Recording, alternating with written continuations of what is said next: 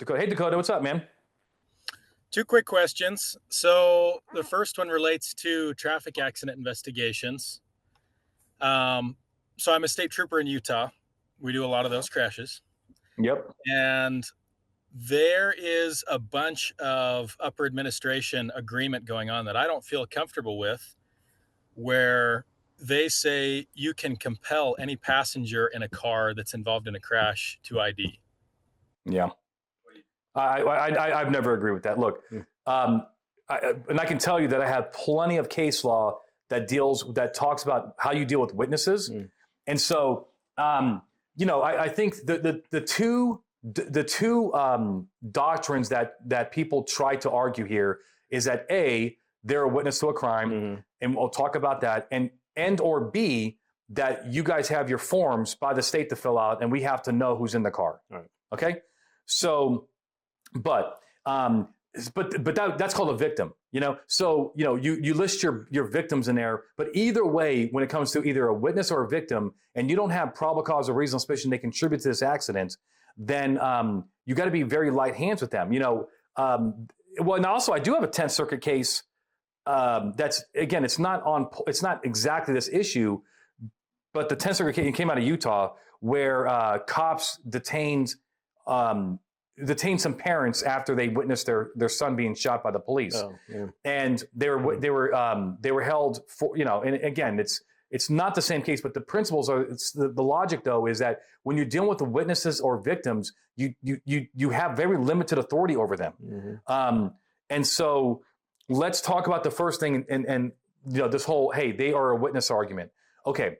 Yes, it is in the government interest to try to identify witnesses to a crime. Yeah. Traffic accidents could be a crime. They could have ran a red light. They could be intoxicated and so forth. But there is no authority to detain people and on threat of arrest or obstruction to identify them just because they witnessed a crime. Okay, I mean, fuck, I witness crimes every day when people, driving reckless and stuff like that. Right. Can you pull me over? Hey, Yeah.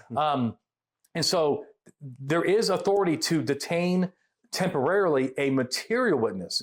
And a material witness, Dakota, is like somebody who you can't live without. You know what I mean? Like somebody, and it's also a serious crime. So if you have a fatal DUI, absolutely. Let's push that one. Let's ride down on the edge and get that passenger identified, because they probably have material information about how that accident occurred. How much did this driver drink at the bar? What did they say after the crash? What was the context about what they messed with their phone and so forth? So Dakota, would you agree that if it's a material witness, they really can provide context for why this crime occurred, and it's a serious crime, then we can probably force that one? Yeah, for sure. I definitely think so. I just think that in a general sense, if you've got a busload of people and they start skedaddling out of the parking lot of Maverick, then you're not going to track them down. No, and you're not going to track them down. And if they don't want to be a victim, look, I worked in Vegas, and we would have these like taxi cab crashes, and some people would be late for the airport or whatever. They would have already called another taxi, and they're like, hey, look, I don't want to be part of this. I'm not injured. I just want to, even if they are injured, if they're, whatever, right? They don't want to be a victim, which is dumb, because you would want to be injured in a cab. Oh, man. Yeah, that's big money.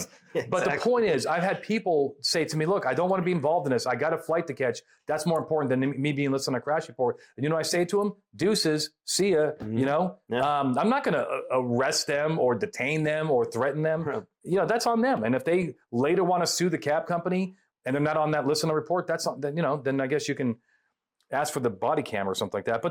So the other thing is, you cannot force people to be a victim. So even if you don't say, well, they're not a witness, but they're a victim, and the state needs to know who this passenger is, and for track. No, you cannot force people to be victims. You cannot force anybody to be a victim, quite frankly. Now, to participate, victims don't have to participate, even though.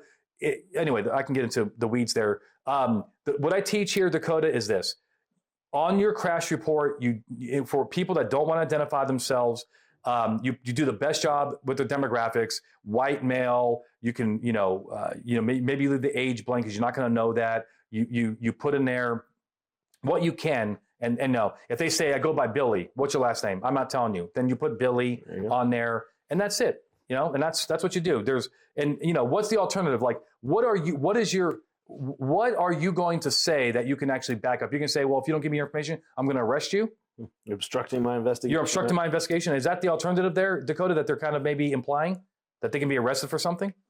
Yes, that's what I've been told before upon discussions with some other people, but obviously it's something that I wouldn't do. I don't feel comfortable with that. They've Correct. also cited stuff like insurance related things, potential insurance fraud later on or something where somebody Yeah. claims injuries afterwards and they want documentation that they were there. I just think it really just doesn't matter. Like if they're not That's not insurance fraud. Not yet. Right, We don't yeah. know. In fact, it's the opposite of insurance fraud, because if you have a person who does not want to be in a report, that tells me that they don't want to commit insurance fraud. Yeah.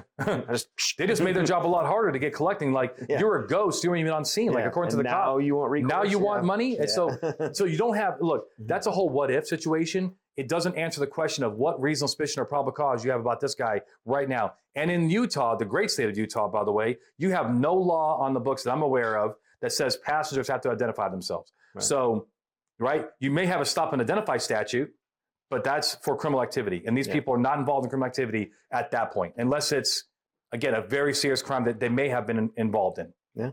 Yeah, the closest thing we've got is State v. Martinez that allows us to ask for identity of anybody in the car. Yep. But that's There it. you go. Absolutely. And you should be asking. In fact, if you don't ask, you actually may get in trouble because you're not doing your job, and you should be asking to complete this form that the state wants you to. But when they say, I don't want to identify myself, and you don't have reasonable suspicion, it's done. I mean, you can try to put a little pressure on them, but if they don't want to comply, then it's done. I would not be threatening them with arrest. That's kind of ridiculous.